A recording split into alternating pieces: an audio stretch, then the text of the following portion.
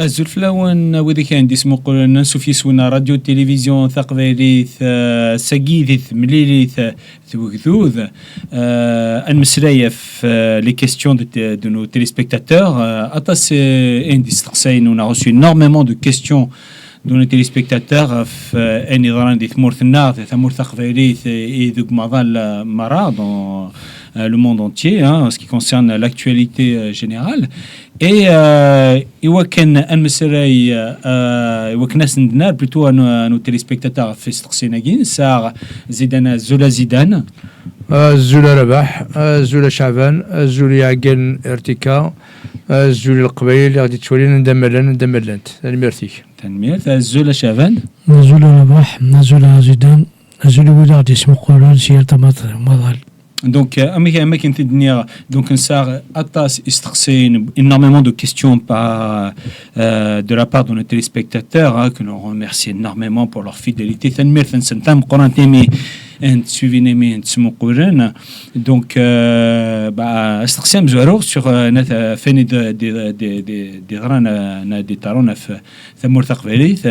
situation de la Kabylie. Nous avons reçu plusieurs vidéos sur le manque d'eau et les départs de feux de forêt et que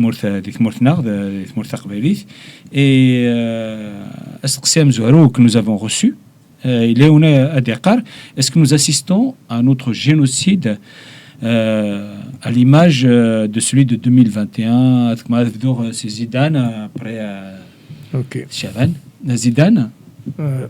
Oui, effectivement, chez le Guinée, donc la situation souhache, ماشي عادي نقدروا نزرع مش كلنا نبذوا كيضروا qui n'exclut pas, hein, donc c'est chaque année depuis que la Kabylie a décidé de prendre son large, donc a opté pour sa dissidence, son divorce vis-à-vis du régime algérien.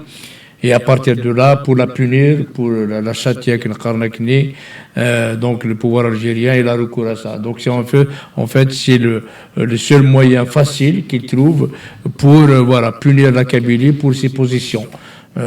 Et donc 2021 c'était un peu l'apogée, c'était un peu il y avait un génocide, hein, donc c'est l'un des génocides du régime algérien en Kabylie.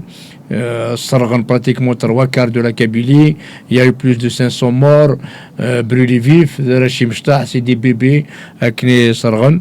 Il y a eu même ils ont mis des moyens colossaux que seul un État peut avoir, donc ils ont largué des capsules à partir du ciel.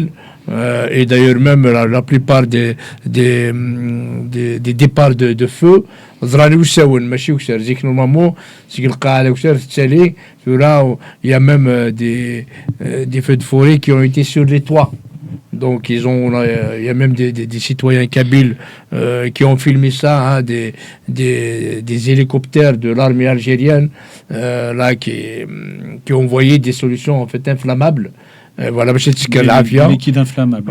Liquide inflammable, les capsules nez qui a sur une chaleur étouffante, il explose avec des étincelles et puis le phosphore blanc, exactement. Le phosphore blanc qui inflamme, qui explose à une température d'environ de 38 degrés. Oui, et malheureusement, pour répondre à la question, moi j'exclus pas qu'on va revivre encore c'est un génocide. Donc maintenant la Kabylie est habituée à ça. D'ailleurs même il y a une volonté des pouvoirs publics, il y a au moins, par exemple, comme c'est chaque année que ça se passe, il y a un plan, ce qu'on appelle un plan hors sec, comment organiser des secours, comment empêcher un zéro. Mais malheureusement, au contraire, il n'y a pas une volonté d'empêcher, il y a une volonté de secourir. Par contre, il y a une volonté de faire un génocide, de punir la Kabylie, d'appauvrir la Kabylie, parce que les oliveries kabyles, l'agriculture et la Kabylie, la majorité de la Kabylie vivent de cette culture vivrière. Donc,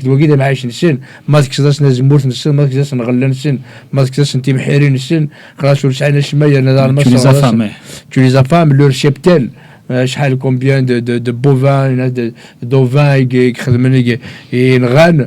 Et donc tout ça, c'est un appauvrissement de la Kabylie, la désertification de la Kabylie. En gros, c'est un génocide. Il n'y a pas un mot plus fort que ça. C'est un génocide, un écocide. Et moi, j'exclus pas que cette année aussi, voilà, ça commence. Donc, déjà avec une chaleur étouffante. Il y a un manque d'eau, malgré nous avons à peu près en Kabylie une dizaine de barrages, rien que d'ailleurs tous les barrages de la Kabylie, en fait, ils alimentent Alger, dans les autres régions, et alors que la Kabylie, dans les vidéos de Chianakin, voilà Qarnas Mokles, Khanam Thagina, Azghala Magina, Aman Oulesh, le Maklan Oulesh, la pollution, c'est la marque de l'Afia. Donc en fait, c'est un peu une façon de désertifier la Kabylie, de pousser la Kabylie à Zroulen, les Kabyles à Zroulen, et voilà, malheureusement. Donc, تكون أمان استثمار ثقافي وكنا تشجعنا نورنضان. Oui, donc ça c'est. وكما شي سلفيا مسجد وكما شي لأن دمينوت شو دخل سنة ثمن عروسة كي صراحينا كان يلشقوس ثمن تقليديث ils accusent les Kabyles, ils accusent les indépendantistes, ils accusent ولا غير أقبيلي غادي دماء أجزم ذي هودا خميس سي ولا المليون سي لي زافيون سي لي هليكوبتر إذا طقارن أين يسرغين الناس بظن الميد الغوابين تسقين ولي تشم ولي توضروا المدن اللي شمال هذا المستنيا صرعنتنت أقدنا موجانا عطاسيك السنة عقلي موجانا جاينا ميشليو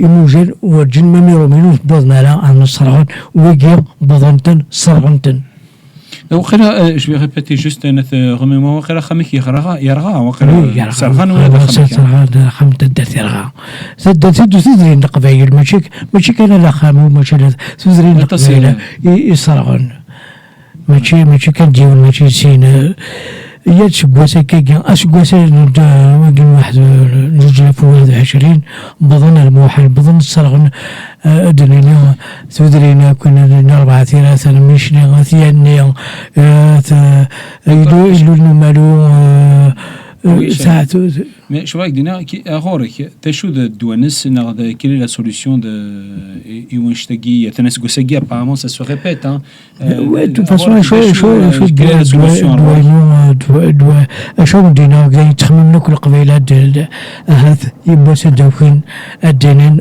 بسطات ça suffit il faut qu'on ait un état à nous-mêmes c'est tout الدينين نسافت مرتي منه ولا سجلنا ذي مرتنا ولا سفونا ذي مرتنا وش بدي درش تدا لكن الذي كان يدعى سادي لزكا Ok, تنميت زيد أنا أتونا كشيني سوري نكزمك دوار أغورك quelle est la solution pour affronter les feux de forêt tout ce qui se passe donc en fait la solution comment dire globale la solution définitive c'est la mise en place d'un État indépendant État qui va défendre les intérêts de la Kabylie, qui va protéger la Kabylie. Voilà. Ça, c'est la solution définitive.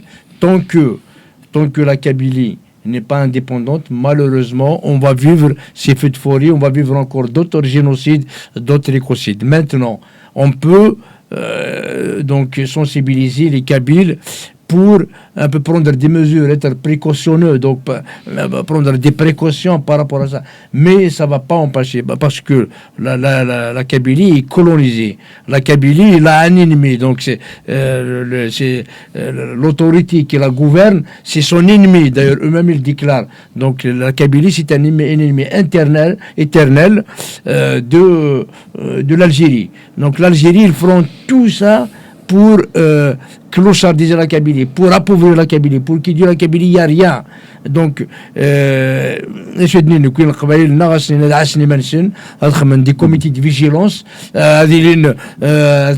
par exemple, voilà, le Covid. Donc, il y a un dispositif, il y a une organisation qui est mise en place. S'il y a des départs de forêt, au moins ils vont réagir vite.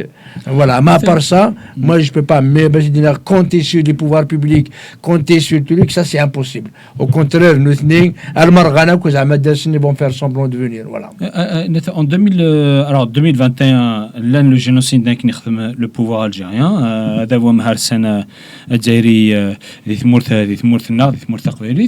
en 2022, ils avaient interdit le défrichissement, c'est-à-dire que les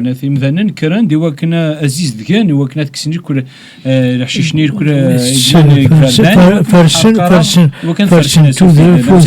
اين جينا كيتا الدارت فرسنا كاينين قبل فرسنا اش نقارن الى قرا اش نقارن الى قرا وجو جينا الى قرا اذا مثلا تدرينا الى قد فرسنا الى نسن داين لها نخدمن ماذا شو ما ضغط سوات جبنتاكا il faut prendre des dispositions adéquates pour faire face à ces génocides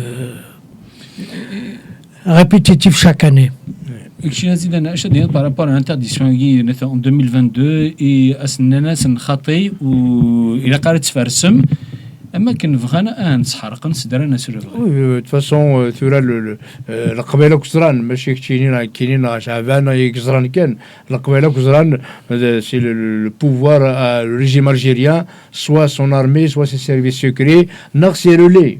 Donc en fait يجمع الحالة داعدين c'est simple pour faire un pour déclarer الشعلنا داعديك قبريضو كروس ستومبيل هذه شقعينات اسمه amigo non même هذا واحد يشعل كان لقينا on peut pas surveiller ça donc on peut pas كي قرنا كني القبائل وزمرنا ils vont mettre عساس derrière chaque qui est celui qui traverse la Kabylie quoi voilà donc donc c'est le régime algérien qui est commanditaire, soit lui, ses services, on peut impossible d'éviter ça.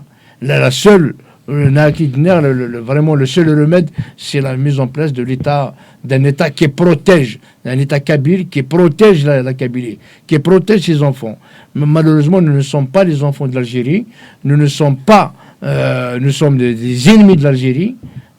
Voilà, donc la seule chose à faire, il faut qu'il y ait ça fait longtemps qu'il l'indépendance de la Kabylie, sans ça il n'y aura rien du tout. D'accord, merci. Chavan, on est toujours dans les feux de forêt. Est-ce que tu as ملا نسور إمداني وكنا أذذون أتشجعن للسيتارن بومان ثقافرن وك سوسا أذخذ مني كون سوس زمرنا ثقافرن ثمس أذخذ من وكذا أنا خدمين ديال سكاس رواح كبين ولا قد خدمن شكا يمدن تدرينا كنت متقبليت خدمنا مجمرن سوا لنسن صغار لنسن même صغار لنسن d'ailleurs tu vois sur les réseaux sociaux moi j'ai eu l'occasion de voir sur les réseaux sociaux ils commencent déjà كنا نكون فلاس نديرو نسات تشارني دي سيتان بومان ولا d'ailleurs les سيتان بومان normalement devrait être mis à la disposition de la collectivité mais comment veux-tu déjà قلا شحال لي براج قلنا نجيبو نقبيل هي السكوات لي براج بومان ولا مثل ما تجيبو حروقه كيا لو غوغو نيو نو غوغو الفيديو نو غوغو نغشت وغادي نتكون ولا تشكل غير كون ماشي مانيك خصن ماشي مانيك خصن مي تا مثلا السنه النظام تخدم النظام نكون نفوذ انت كمان ويا دونك سي باسكو هذا وانتو دارت وي تكون سنه الجزائري يحبس ناس Non, cela dit, je peux peut-être porter une petite remarque là-dessus. قرنا كنا يكرني مثلا نكون ساعات بومان إلا قلنا نسال في ويا قالت كذا ما ويا قبل سويت نكشيني قبل نتكذا ويا إلا قد برات سير ديمانيك سير دا خاميك سير دا دارتيكس وقبل نتكذا ويا لكن إذا زنينو على الصورة عندي قرنا فوالا ساكن ما إلا الصورة ما إلا بنطن ويا ماشي ضاغفل يلا أما نجيو لما يعني لما ساعات مرتين تيمون تينس ماشي تكشف ماشي تقرا نتسول إلا قاصم خلصنا وما نجيو ماشي باطين ساعة نعم نورمالمون لاقي تمورتنا درنا نجيب كان زقعنا نجيب كان انت دايلنا ولا شوف انت ولا لا تنمرتك يا شباب تنمرتك تم قناة on passe à la question d'un autre téléspectateur qui dit Msrine le mois de juin. Effectivement, donc apparemment il a assisté à la commémoration du 14 juin, la journée de la nation kabyle. Et avec Dinar, cette question, qu'est-ce que tout simplement ça vous évoque? C'est une question un peu bizarre. Donc, bah oui, la journée de la nation kabyle avec Dinar. Il n'y a pas de question bizarre. Toutes les questions sont bonnes à prendre. Belek, lui, il a été déjà victime de ce qui s'est passé le 14 juin. Donc, il n'y a pas de question bizarre. Contraire, toutes les questions sont bonnes à prendre. Donc, et on va, bien sûr, on va répondre au contraire. C'est avec plaisir de répondre. Et le 14 juin, c'est la journée de la nation, dans le Kabylie. Donc, tous les pays, ça a des dates phares. Nous connaissons pareil. Sagina, c'est une date phare, le 14 juin, la journée de la nation kabyle, comme ça, celle du 20 avril, comme ça, celle du 9 août. On vient de parler des feux de forêt, donc le 9 août, c'est la journée de la résiliation. La résiliation kabyle. Voilà, de la nation kabyle.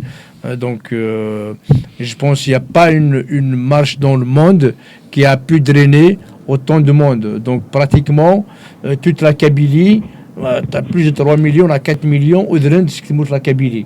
C'est un exploit, c'est historique.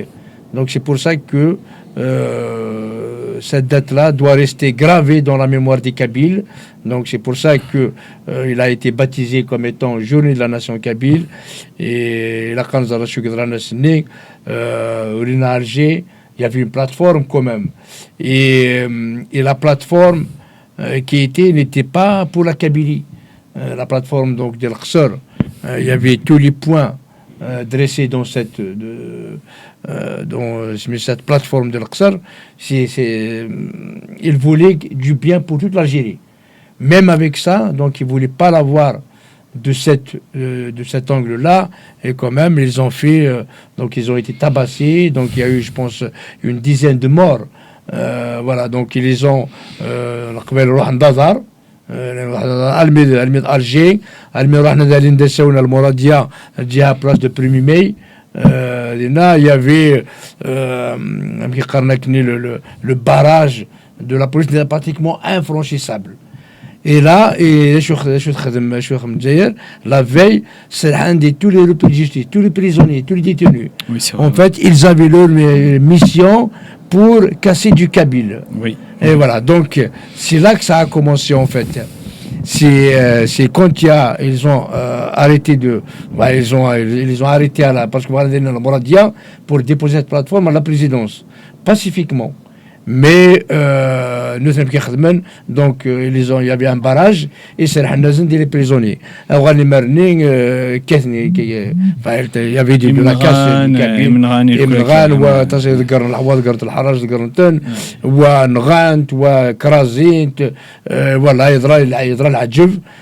voilà, et donc c'est une date phare. Il y en a qui c'était d'ailleurs à l'occasion de là que quelques jours après, il y a la création du MAC, donc du mouvement pour l'autonomie de la Kabylie. Qui est venu après le mouvement d'autodétermination et après pour l'indépendance de la Kabylie. Donc voilà, probablement, s'il n'y avait pas le 14 juin Yagina, voilà, donc on stagnait. Mais ça a donné un nouveau départ pour la Kabylie, celle de Kerwar Konel. Donc on a vu que le peuple kabyle, c'est un peuple à part, c'est un peuple distinct des peuples d'Algérie. Et voilà, et après vous connaissez la suite par rapport à ce 14 juin, la suite, c'est au jour d'aujourd'hui, le Sénat a fait l'indépendance de la Kabylie. Ok, merci Azidan. Oui, justement, c'est mal قبل الدوار ديالك دينا زيدان بغا الدوار ديالك ديستقصى notre téléspectateur qui قال ذا شو غورك ذا شو المعنى du 14 juin, qu'est-ce que cela t'évoque? D'accord. Avant d'arriver au 14 juin, à la campagne électorale de président, du futur président, et le déjà Bouteflika, quand il est venu à Tizi Ouzou, en disant le net service. Le net service, mais le net service, non, dans tous les sens du terme, non pas seulement par la taille. Oui. C'est قلب من مقلع سلباد ولا ديزمول اسمي بضار ذاتي ولا يوثال quand il a employé un discours assez rude en disant aussi que la langue tamazight ne sera jamais officielle ni nationale ni officielle. 2 ans après son investiture, son installation, ça s'est transformé en génocide de ce qui a coûté la vie à de nombreux Kabyles. 128, 130, peut-être plus, je ne dirais plus, peut-être plus, avec de nombreux handicapés à vie. Et quant à la journée de la nation kabyle, c'est pas une journée commémorative, c'est une journée très douloureuse. Quand il y a eu que 3 millions de Kabyles qui sont descendus sur Alger, qui ont été accueillis par des jets de pierre, par des jets de l'acide, par les fenêtres. De l'eau chaude. De l'huile chaude, effectivement. De l'eau brûlante. Des camions de CRS qui fonçaient dans la foule. C'est l'apocalypse, non, les médecins de وكنا نروح نصيب وشو قال هذا الساقي قبيل ما قد يكون شوط la date du 14 juin, elle reflète tout le visage naturel de l'Algérie à l'égard de la Kabylie. Et oui, qui قارن la Kabylie, c'est l'Algérie, l'Algérie c'est la Kabylie, ça s'intéresse. Ça n'a rien à voir, c'est deux entités tout à fait différentes, 2 peuples de différentes langues, de différentes cultures, de différentes identités, de différentes nationalités, des 2 nations. ثمور تقبلي تعاون ساعة نصني ناس ثمور تزايرس ما تشينا. Voilà ce que j'ai à dire. D'accord, et pourtant Zidane, Surfi, on va rester un petit peu dans ce sujet, Guy, mais là on va pas trop déborder, mais pourtant قارن ثمور ثقبيليت ثمور تزايري ثمور تزايري ثمور تقبيليت مي وشوني شاركين شادين بنشتاقي. Ben, c'est un accident de l'histoire. Donc en fait, le fait qu'à un moment donné, la Kabylie se trouve, entre guillemets, dans l'Algérie, c'est un accident de l'histoire. Normalement, ça ne devrait pas y arriver. Et malheureusement, ça arrive. Ben, peut-être que, bon, qui n'a déjà plusieurs fois, dans la Kabylie, il y a eu, dans des moments d'histoire, ils ont fait le mauvais choix. Voilà. Donc, normalement, on n'aurait jamais dû arrêter de lutter pour la Kabylie. Oui, voilà. Donc à un moment donné, donc chaque fois, bon, il y a plusieurs acteurs dans l'histoire. Et il faut, bon, on va pas les blâmer, mais quand même, c'est in fine, on se rend compte. L'indépendance de 1962 et 1962, 1954, 1926, 1871, 1854, 1832, 1831, voilà. Il n'y a pas plus symbolique que la Kabylie indépendante que Farman Soumar. Oui.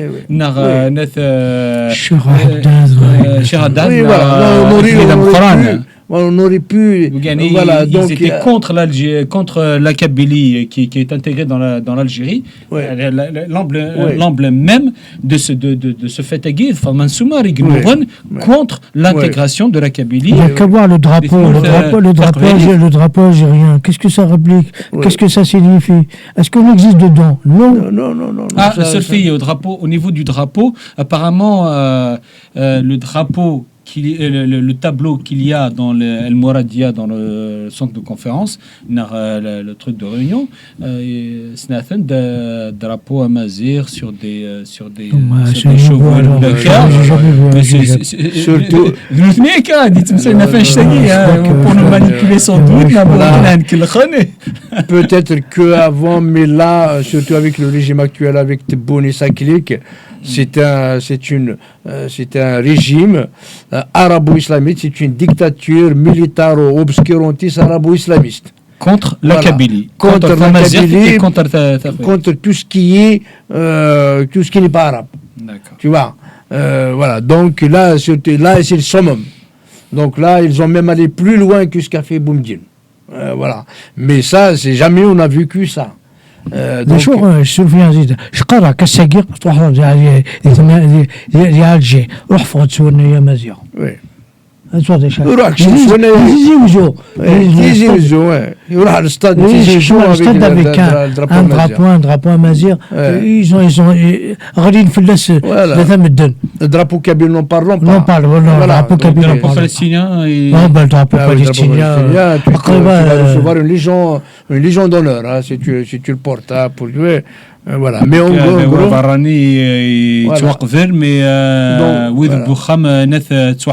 donc là c'est pour ça qu'il faut corriger l'histoire. La Kabylie kabyle n'a rien à voir avec l'Algérie. En fait, il y a un choc de civilisation. Il ne faut pas cesser de le dire. Il ne faut pas le dire. Entre nous et l'Algérie, dans les autres peuples d'Algérie, même s'il y a des peuples amazirs, mais il y a beaucoup de choses qui nous différencient. Peut-être le parler, mais la Kabylie, c'est une nation à part entière. Il a un peuple, c'est pas la culture kabyle et la culture mozabite, c'est pas pareil. Donc, c'est d'accord, on est amazigh, mais on ne peut pas dire que les Kabyles, ils ont la même culture avec amazigh. Les cultures touareg, ils ont leur propre culture. Les Mozabites, c'est une nation à part. Les Touaregs, c'est une nation à part. Les Chaouis, c'est une nation à part. Et la Kabylie, c'est une nation à part. Donc, la Kabylie, elle a tous les ingrédients, tous les attributs pour postuler un État. Voilà.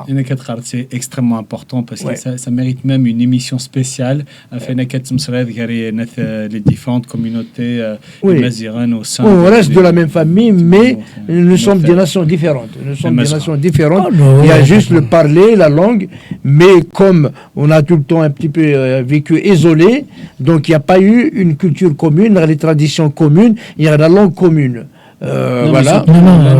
Cela dit, tu dis, là, je peux te contredire là-dessus, Mazoudan. Il n'y a pas de langue commune. Tamazir, c'est une multitude de langues. Oui, voilà. Non, mais c'est la famille, des racines communes. Oui, c'est la racine commune. Non, d'accord, sauf si tu vois. لا تقبيليت لا شاويت لا تمزابيت لا ترقيت لا شاوات شنويت il y a toute machin c'est une multitude de langues c'est une famille de langues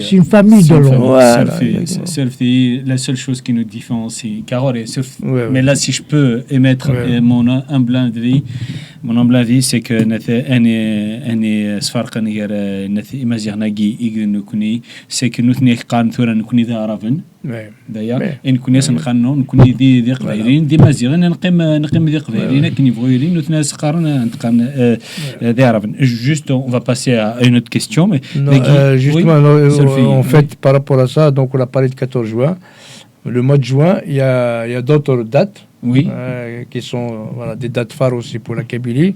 Donc on vient de parler de Fadman Soumer, c'est du 24 juin 1857. Là on a perdu notre souveraineté. Donc pareil, c'est une date qui mérite tout son respect, qui mérite sa célébration, sa commémoration. Voilà, il faut revenir là-dessus. Et il y a aussi la date du 25 juin, c'est la date de l'assassinat de Mahatom Lounès par le régime algérien. Parce que pour sa Kabylie, pour son combat pour la Kabylie et tout ça. Donc le 14 juin, le mois de juin, donc c'est un mois chargé d'histoire pour la Kabylie. C'est des dates qu'on doit respecter, qu'on doit transmettre aux générations futures. Voilà.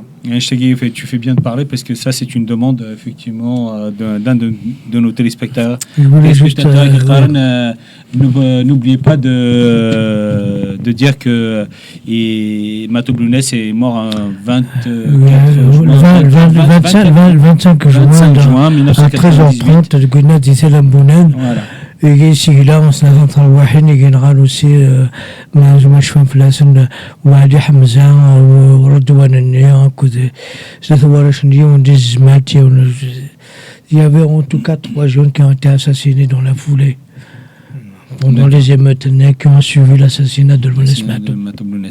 Et donc nous connaissons, on va faire justement incessamment sous peu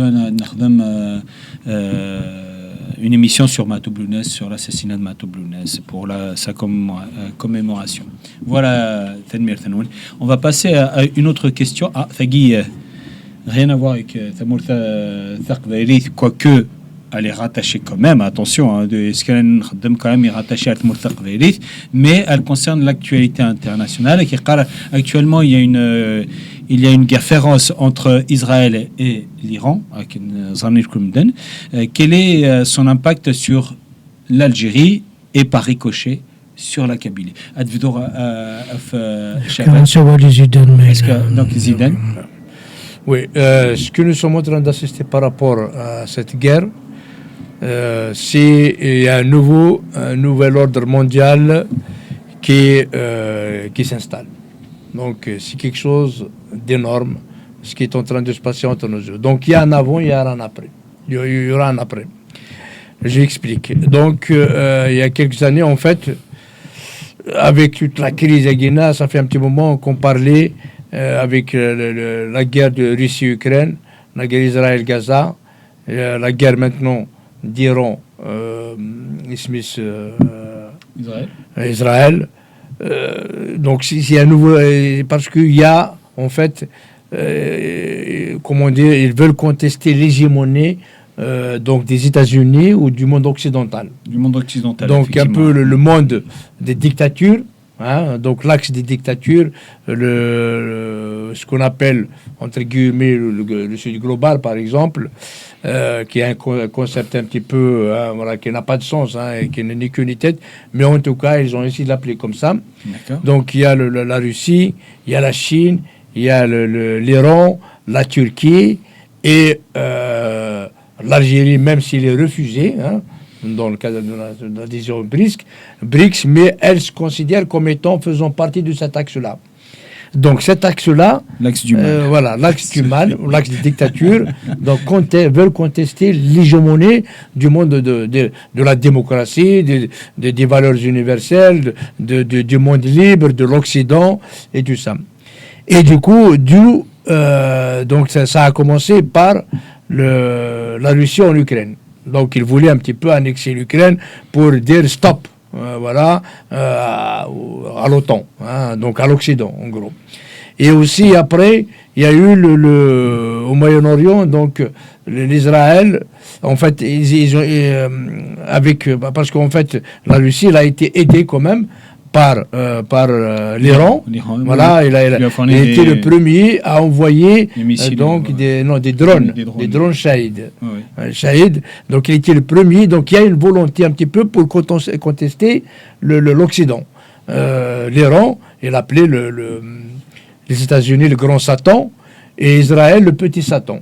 Donc en fait, déjà, sa structure politique, son organisation, l'objectif de l'Iran dès la révolution islamique avec le Khomeini, donc leur but, c'est d'anéantir, détruire l'Israël. Donc ils veulent plus d'Israël, ils veulent la détruire, il n'existe plus.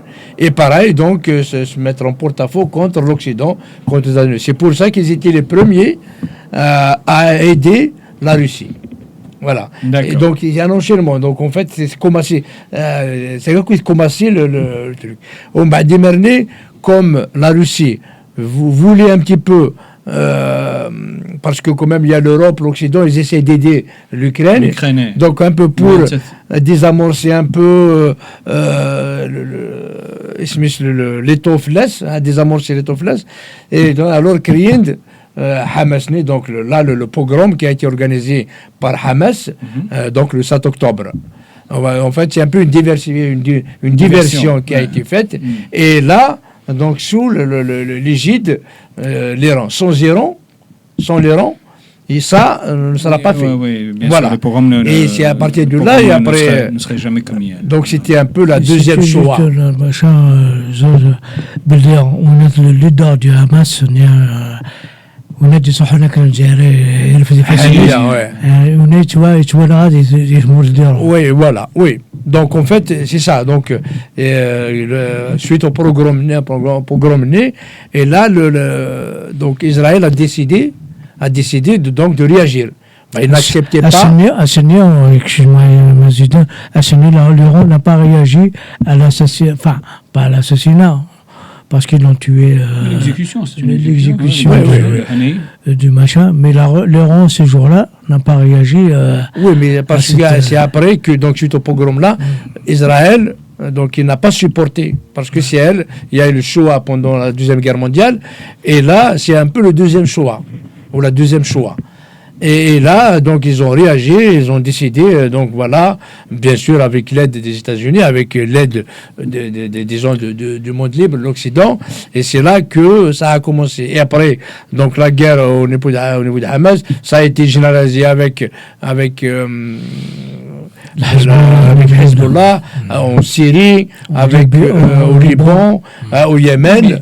Donc en fait, ce sont les proxys. Oui, mais Dagui, on est en train de parler de tout ça, effectivement. Non, mais ça va arriver.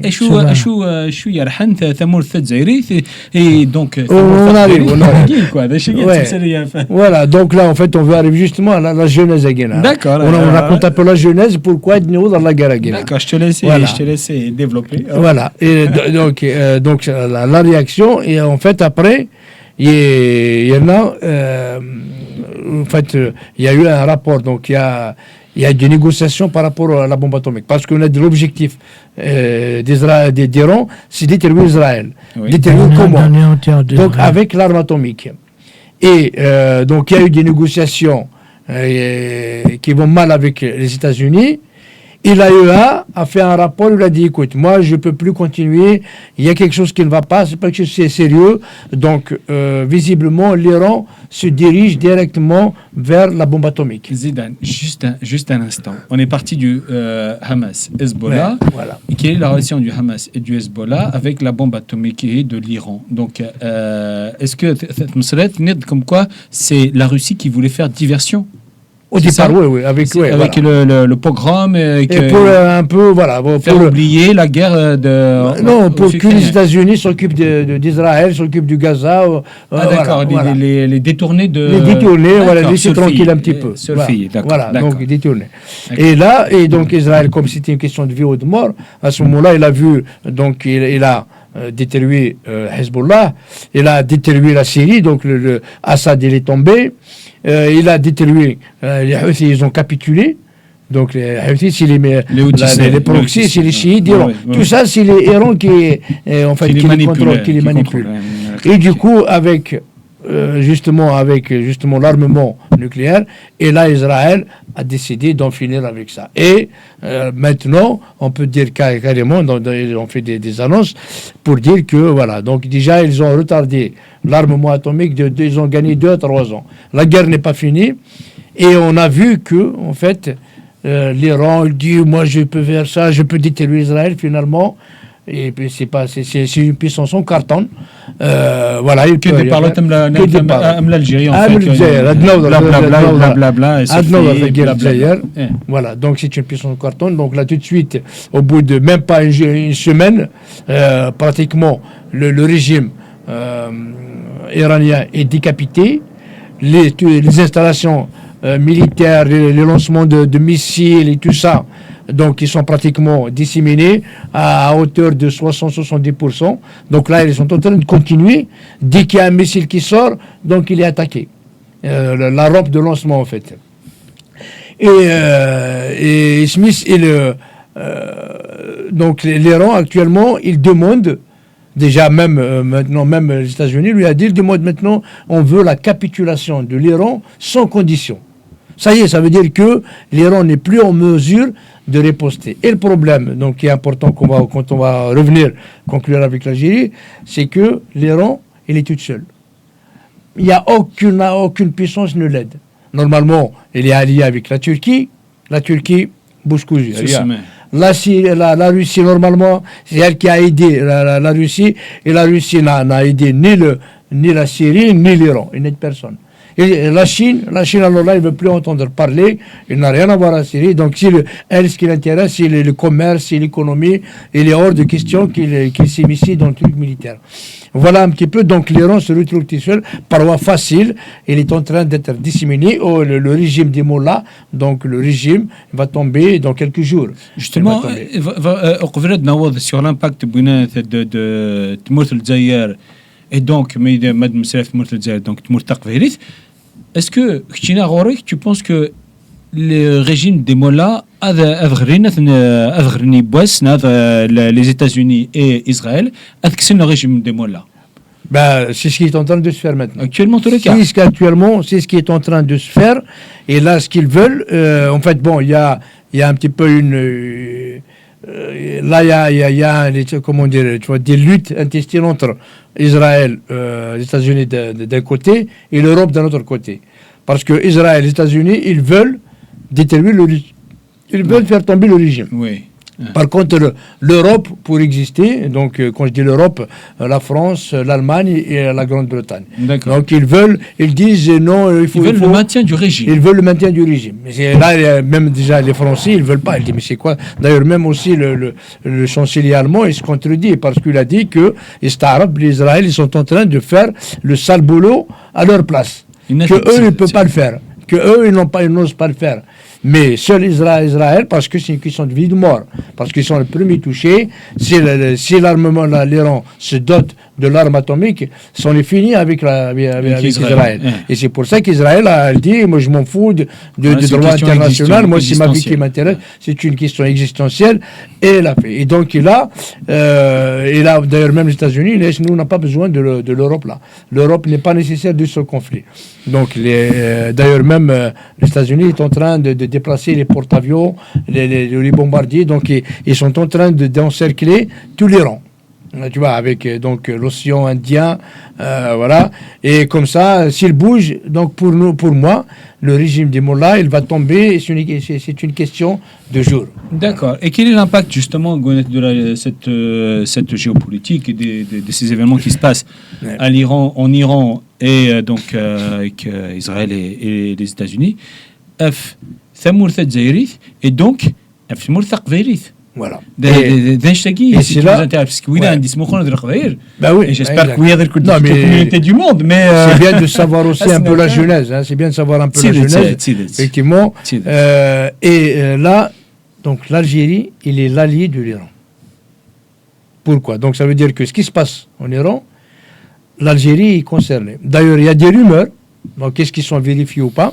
Il y a des rumeurs actuellement comme quoi il y a des responsables du régime des mollahs et des scientifiques au nucléaire, hein, qui sont en train de fuir l'Iran pour venir s'installer en Algérie.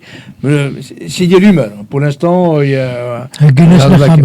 Voilà. Donc, et il y a aussi des rumeurs qui disent qu'il y a déjà une coopération en cachette entre l'Iran et l'Algérie. Comme quoi, il y a l'uranium enrichi donc, en Iran se retrouve en Algérie. Donc ça veut dire un jour, si l'Iran se dote de l'arme atomique, automatiquement, d'une manière ou d'une autre, l'Algérie se dotera aussi de l'arme atomique. Voilà en gros. Donc c'est ça un peu l'enjeu. Et là, si maintenant Israël et les États-Unis vont entrer en Iran, avec la chute du régime des mollahs, du régime iranien, donc ils vont trouver un petit peu tout ça. Et c'est ça un peu le risque, la panique. D'ailleurs même, actuellement, il y a beaucoup de visites d'ambassadeurs en Algérie, voilà, pour consultation. Apparemment, pour, voilà. Apparemment, il y a une panique générale. Si vous avez entendu parler, l'Israël et les États-Unis demandent l'installation des bases au Maroc. Oui, mais en tout cas, en ce qui concerne les affaires internes en Algérie, il y a une panique générale, effectivement. Pour surveiller vraiment ce qui se passe dans les... Apparemment, il y a une panique générale au niveau du pouvoir algérien sur justement ce conflit israélo-palestinien et qui est non, on n'a rien à voir avec l'Iran. Les amis d'Iran, on menace Israël. De toute façon, ça se voyait même, je ne sais pas si vous avez regardé. Non, c'est le fait très loin. Même dans les casernes militaires algériennes, on est en train de chanter, même de porter des chants à haute voix, comme quoi qu'il faut tuer des juifs. Anda. Dis-le en Algérie, dis-le, dans les parades militaires algériens. Dans les défilés Dans les militaires. défilés Oui. militaires. Ça, c'est même diffusé dans les chaînes. Mais je te dis, des مسرين كان des. Mais non, mais c'est Non, réel. mais c'est vrai, c'est des défilés transmis à la télévision et tout ça, défilés officiels du 5 juillet. Un là, quand défilé, ils disent il est mort aux juifs, il faut tuer les juifs. Donc, effectivement, hein, donc ça va revenir. Bon, la guise, dramatique, ça. C'est l'impact. Hein, c'est l'impact. Donc là, d'ailleurs, les rumeurs, il y a encore d'autres rumeurs comme quoi, suite au ciblage, donc vraiment minutieux des responsables, parce qu'en fait, tu as un immeuble, ils vont, par exemple, ils choisissent l'étage où est-ce qu'ils habitent les responsables du régime du Moullah. Donc, ils sont tués là-bas, à l'intérieur. Et les responsables algériens, ils ont pris panique aussi, ils ont paniqué, et a priori, donc là, ils veulent un peu fuir. Mais fuir où? Parce que a priori la Turquie. Mais encore c'est des rumeurs. Hein. Il n'y a rien qui... Voilà, pour l'instant on n'a pas le truc, mais il n'y a pas de fumée sans feu. Et vu à Bougoussi-Qarn, une fois l'Iran, parce que là ils vont stabiliser le Moyen-Orient. Donc avec les accords d'Abraham, avec maintenant le régime iranien qui tombe, ils vont stabiliser le Moyen-Orient. Et la seule, maintenant, disons, le seul État belliciste, actuellement, ça reste sur l'Algérie. La prochaine question est analytique, parce que là, je vois net la question du prochain téléspectateur, effectivement, qui revient à peu près sur cette question. Oui. Non, mais on n'a pas répondu par rapport à la Kabylie. Oui, par rapport à la Kabylie. Donc, en fait, ça touche l'Algérie automatiquement. Et l'Algérie, maintenant, il est, comme il travaille avec l'Iran, l'Iran, il est déjà traité comme un État terroriste. Donc là, maintenant, tout le monde entier dit que c'est un État terroriste. Oui. Et du coup, donc, l'Algérie aussi, il est traité comme étant un État terroriste. Et voilà. Et donc, il y a un peu, chaque fois qu'on traite l'Algérie terroriste, nous, on rigole. Parce que l'Algérie, officiellement, nous, ce sont les Kabyles qui sont terroristes, c'est le MAC qui est terroriste, or que c'est le régime algérien lui-même. C'est l'État algérien lui-même qui est un État terroriste. Maintenant, on n'a pas une preuve, 2 preuves, 3 preuves. Toutes les preuves, hein, tous les indices mènent en conclusion une Algérie terroriste. Et c'est pour ça qu'il y a une panique, une vraie panique, voilà, en Algérie. D'accord. Merci. Qui est là-dedans, donc dans cette panique générale, dans cette accusation de l'Algérie, ou est-ce qu'à ton avis, les Occidentaux savent partager entre l'Algérie et Tamour Taqveli complètement là? Non, la Kabylie au contraire, parce que là, en fait, la Kabylie, maintenant, ça légitime son combat. Tu vois, c'est ce qui est important dans tout ça. Maintenant que l'Algérie donc, est admis de partout dans le monde comme quoi c'est un État terroriste. Or, en Algérie, il y a ce peuple, il y a cette nation kabyle qui dit non, nous ne sommes pas des Algériens. Nous sommes contre le régime algérien. Nous sommes contre la politique algérienne. Nous sommes contre cette orientation algérienne. Nous sommes pour le monde libre. Nous sommes pour la démocratie, pour les valeurs universelles. Nous ne faisons pas partir de l'Iran. Pour nous, l'Iran, c'est un État ennemi. Hein, parce que la Russie, la Chine, nous ne voulons pas du monde de la dictature. Et donc, il y a cette spécificité kabyle qui, à un moment donné, donc, une fois le cas de l'Algérie est traité, celui de la Kabylie en sortira grandi, en fait. Voilà. D'accord.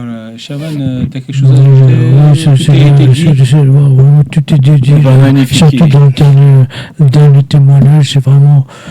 Tout était dit dans le cri de la Kabylie. Voilà. D'accord. ثغريت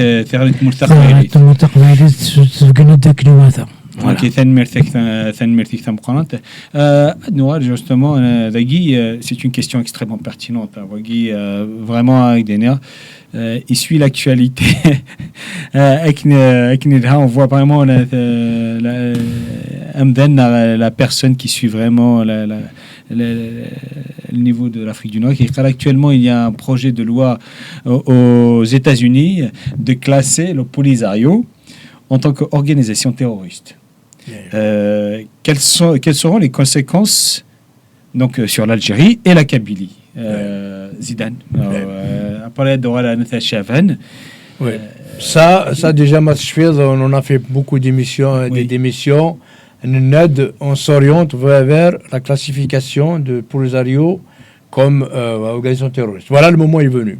Donc effectivement, il y a un projet de loi donc préparé par donc un député américain, républicain du parti républicain, et là pour classer justement le Polisario en tant qu'organisation terroriste. Et pas que dans ce projet de loi, donc il y a le Hamas, il y a le Hezbollah. Hezbollah, il est déjà classé organisation terroriste. Il y a aussi les Houthis. Le Hamas est classé déjà en tant que terroriste. Non, pour Hezbollah. Voilà. Non, Hezbollah. Le Hamas Mazel. Donc là, il va être dans le truc. Et aussi les milices des Houthis. Tu vois, donc en fait, tous les proxys aussi, tous les proxys de l'Iran. Hein. Hezbollah, Hamas, avec le Houthi. Donc Polisario, il y a déjà une organisation algérienne, d'Algérie, qui s'appelle Baraka. Baraka, c'est une organisation islamiste. De caritative et organisation islamiste. C'est Hamas. Oui. Date quand même. Et là, il vient d'être traité organisation terroriste. Et c'est une organisation algérienne. Donc déjà, on commence. Alors, Zayer, il a classé qui comme organisation terroriste. Il a classé le MAC comme organisation terroriste. Alors que les États-Unis classent non. Le MAC n'est pas une organisation terroriste. Par contre, qu'est-ce qu'il fait? Il a classé Baraka, Baraka City, ça s'appelle Baraka City, comme une organisation terroriste. في أزيد المكان اللي كانت les indépendantistes. Le MAC a été classé, le MAC était classé organisation terroriste. Donc les indépendantistes sont aussi des terroristes. Sachant que on se souvient, on a été à l'ONU et il y avait quoi contre nous? Il y avait l'axe de la dictature. Il y avait l'Iran, la Chine, la Russie et dernièrement l'Afrique du Sud. Voilà, exactement. Dernièrement l'Afrique qui était contre nous. Voilà, les alliés de l'Algérie. Voilà. Toutes des dictatures et la seule qui nous a défendu, c'est les États-Unis. Voilà. Les États-Unis qui nous ont défendu. Les États-Unis ont défendu. Effectivement, tu as bien fait de faire défendu contre cet axe-là, surveillé. Oui, donc là, déjà, il y a une organisation algérienne qui est classée terroriste. Voilà. Et Polisario, donc, c'est en cours. C'est un projet de loi. Et là, Kharaki l'a bouclé. Donc là, déjà, avec l'Iran, on est en train de parler de l'Algérie terroriste, parce qu'il travaille avec l'Iran. Là, avec le Polisario, c'est la sécurité polichinelle, donc tout le monde sait. Et en plus, avant la promulgation du projet de loi, l'Algérie, il veut impliquer la Tunisie. En fait, il a demandé à la Tunisie d'héberger les responsables du Polisario. Ah, voilà. D'accord. Donc, parce que comme ils savent que, donc, au lieu que ça soit unique pour l'Algérie, c'est l'Algérie, la Tunisie. Voilà, donc, parce que actuellement, le seul allié qui reste à l'Algérie, c'est la Tunisie. Et donc, si jamais, demain, avec le classement, la classification du Polisario en tant qu'organisation terroriste, donc l'Algérie, qui finance le terrorisme, qui finance les milices du Polisario, qui finance Hamas, qui finance le Hezbollah, qui finance les Houthis, qui finance Iran, tu vois, avec Iran, là maintenant Polisario, donc ça va être donc organisation, je pense qu'il y a des conséquences graves. Donc sur l'Algérie, devient voilà, déjà, je pense qu'on en parlera encore, mais une preuve à l'appui comme quoi l'Algérie, donc c'est un pays terroriste et c'est grave pour elle parce qu'il est dénoncé par le Niger, par le Mali, par le Maroc, par la Libye. Donc en fait, maintenant même le Soudan, ça date d'hier ou d'avant-hier, ils disent qu'il faut écarter l'Algérie du dossier du Soudan.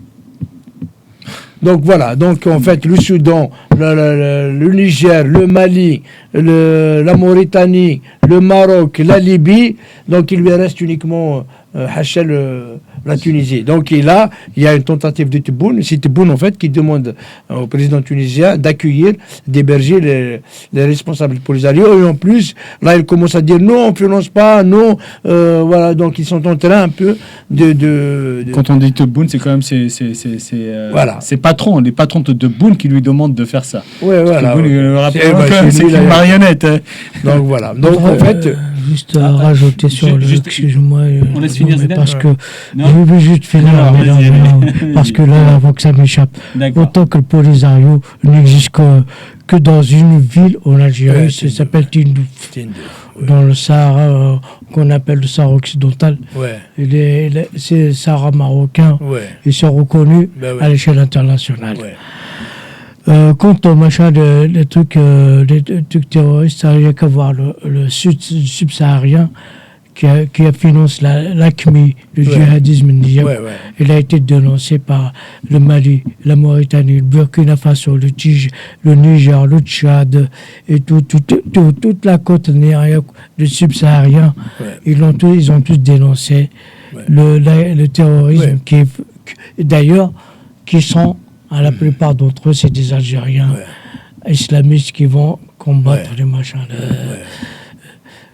qui vont fleurir l'islamisme des Moutrinards. D'accord, mais pour répondre à cette question, justement, pour rester au Codec, quelles sont les conséquences sur justement le fait que les États-Unis classent le Polisario en tant qu'organisation terroriste sur l'Algérie et sur la Kabylie surtout?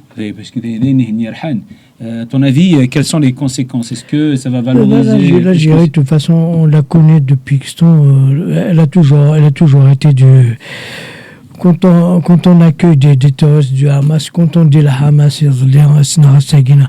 elle a été classée, pas d'aujourd'hui, elle a été classée depuis il y a longtemps comme organisation terroriste. Le Hamas, non, apparemment, non. Non, il a été classé, il a déjà été classé. Il a déjà été, que je vous fais rappeler, comme quoi que ce parti islamiste palestinien a été classé organisation terroriste qui ne date pas d'aujourd'hui. Il date depuis Xton. D'accord. On tente de dialoguer avec cette organisation que je ne vois pas l'intérêt. Donc, qui c'est qui essaie de dialoguer avec cette organisation? Tout le monde, pour libérer les pays dictatoriaux, notamment l'Algérie. Y compris les Européens, si j'ose dire. Y compris les Européens, si j'ose dire. Oui, d'accord. Quant à l'impact sur la Kabylie, on nous accuse quand on accuse Nathan Smith, le Macron et les indépendantistes, on voit le résultat aujourd'hui. يولا من ذيك الأكشينيا وجن نغانا نسعى ثقيتي ذمن quel que soit l'origine de la personne. وجن نغا وجن نخدم البطرية وابنادم. وذا مهر سنة جاية. وذا مهر سنة جاية يخدمن المضرية. La preuve. شرب يلمو مثلا لي زانديبون الحبس نجاية تشورن القبير. تشيدت. Par rapport à ajouter à ça, donc en fait, il faut revenir le Polisario et la question palestinienne, ce sont les causes nobles du régime algérien. Noble entre guillemets. Entre guillemets. Non, je dis du régime algérien. Pour le régime algérien. Voilà. En fait, là maintenant, c'est la chute du Polisario. Parce qu'en fait, maintenant, le Sahara occidental, donc là, il est reconnu maintenant comme étant, par le monde entier, pratiquement, on s'achemine vers la reconnaissance internationale de la marocanité du Sahara. Donc maintenant, les pays qui reconnaissaient un peu le Polisario, ils sont en train de revenir sur leurs décisions, sur leur reconnaissance. Donc, ils ne reconnaissent plus le Polisario.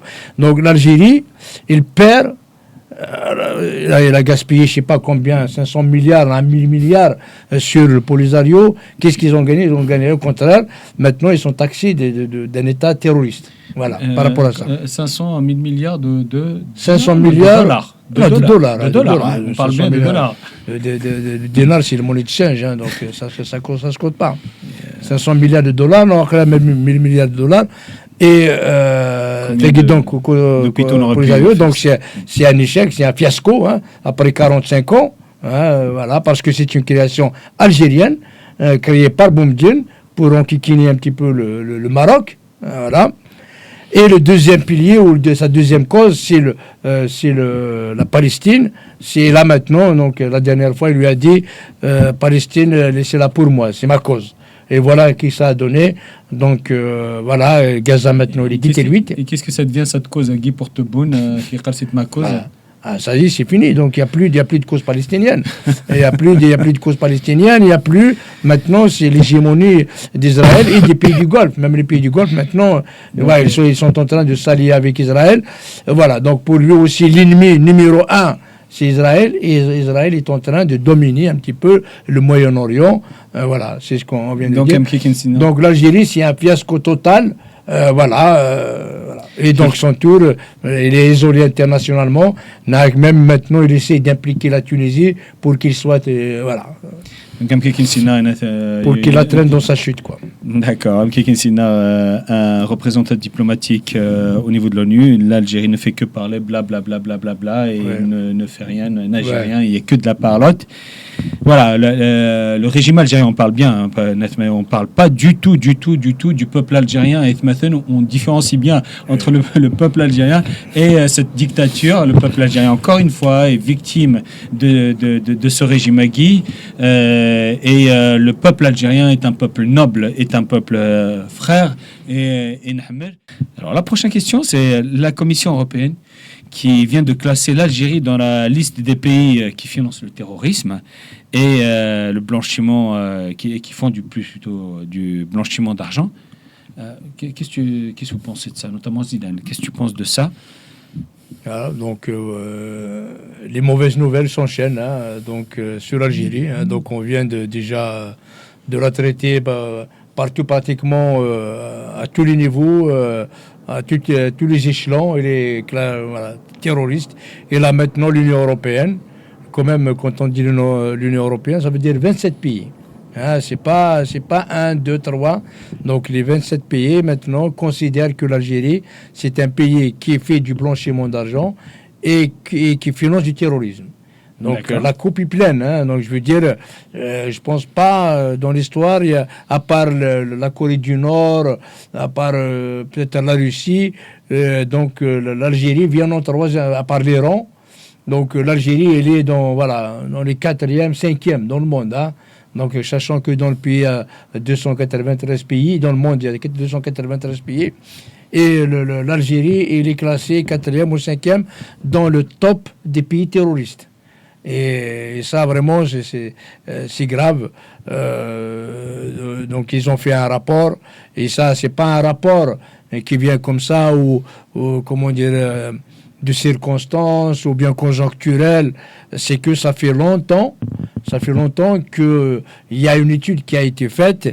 Et d'ailleurs, si vous vous rappelez, nous avons fait plusieurs émissions sur le Gafi. Donc effectivement il y a donc ce rapport là, c'est une organisation un petit peu intergouvernementale, donc internationale, où là Gafi donc a classé l'Algérie dans la liste grise des pays qui financent le terrorisme et qui font du blanchiment d'argent, et c'est dans l'Union européenne. Donc en fait, ça un petit peu donc ça c'est un peu un organisme international, et l'Union européenne doit statuer là-dessus, et donc effectivement il a classé l'Algérie donc dans ces pays-là qui financent du terrorisme. Et ça, c'est très très très grave, même si l'Algérie essaye de dire c'est un complot parce que l'Algérie est visée, tout ceci, le dîner, ils sont dans le dîner, mais là c'est pour une consommation domestique, c'est pour le peuple algérien, ils sont en train d'endormir le peuple. Mais la réalité,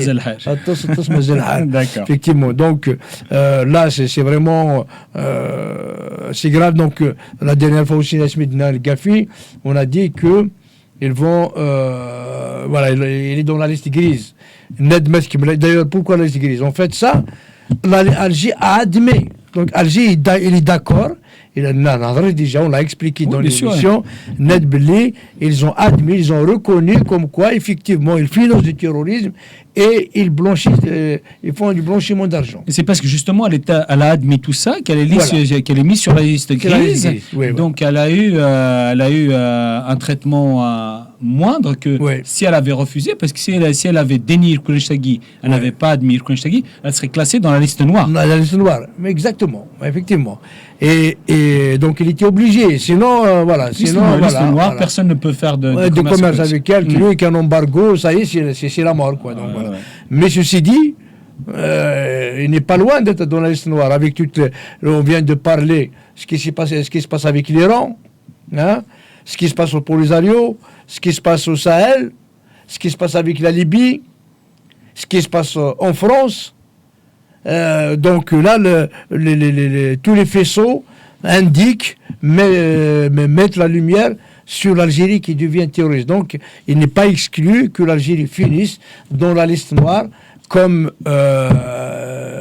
la Corée, comme l'Iran, la Corée du Nord, comme l'Iran, comme la Russie et comme Myanmar. D'accord. Voilà. Et l'Algérie, donc, je pense, à un moment donné, l'Algérie telle qu'il est, avec Tebboune, donc il va tout droit dans la liste noire. Mais donc le seul salut pour l'Algérie, c'est le retrait de Tebboune et Chinguiriha, mais machine le retrait. Et elle est non prison, donc condamnation à mort pour toute leur clique. Parce que sans ça, donc l'Algérie va encore continuer à financer du terrorisme. Parce que c'est pas uniquement Tebboune, parce que Tebboune, ici le régime qui est derrière. Ça veut dire tout le régime doit être mis en prison. Donc Chinguiriha, les généraux Yagé, les parlementaires, tous ceux qui ont contribué à cette situation. Voilà. D'accord. Le GAFI, c'est une organisation internationale. Internationale, intergouvernementale, oui. Intergouvernementale, donc, ok, d'accord. Et donc là, la Commission européenne vient de mettre donc sur la liste, de classer plutôt l'Algérie en tant que pays terroriste et blanchiment d'argent. Donc, et le GAFI vient de le mettre, l'a mis auparavant, donc officiellement. Ça y est, ça y est, l'Algérie est considérée comme la Corée du Nord, comme l'Iran, en tant qu'État terroriste. Oui, on voit. Il est reconnu en étant un État terroriste, mais on voit, donc il n'est pas encore dans la liste noire, mais ça va le faire. Mais elle est reconnue. Et dans la liste grise. Si elle est dans la liste grise, c'est qu'elle est reconnue en tant qu'État terroriste et qui fait du blanchiment d'argent. Blanchiment d'argent, ça veut dire quoi? La corruption, le machin, le vol, la vente de drogue, la vente de drogue, l'armement, le truc, voilà, tout le marché illicite en fait. D'accord, ok. Donc, c'est pour bien que nos téléspectateurs puissent Chavan, oui. La corruption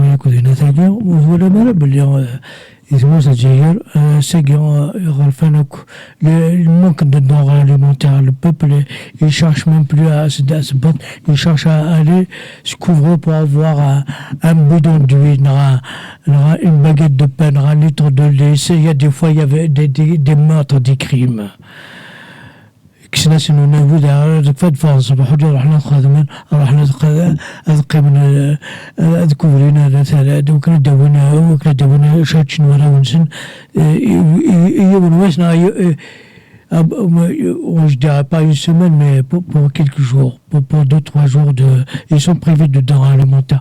Ils sont en train d'affamer le peuple avec tous ces problèmes, avec tout. La corruption, le blanchiment, pendant que les oligarques, ils ont des duplex ici en Europe, en Amérique, machin. Le compte bancaire, ils sont fleuris. Tu sais quel est leur quartier préféré, Gounat des Paris? Le 16e arrondissement, absolument. Voilà. Bruno Retailleau, il aura peut-être commencé à réfléchir à geler les avoirs et les exproprier. Je ne sais pas trop, mais... Bruno Retailleau, on a un ami en commun. Voilà. Même de coup, je ne dirais pas son nom, mais en tout cas, un grand ami en commun, voilà, qui l'apprécie énormément. Parfait. Au niveau de la Commission européenne, vous avez des dossiers, Konoui, vous avez effectué des choses?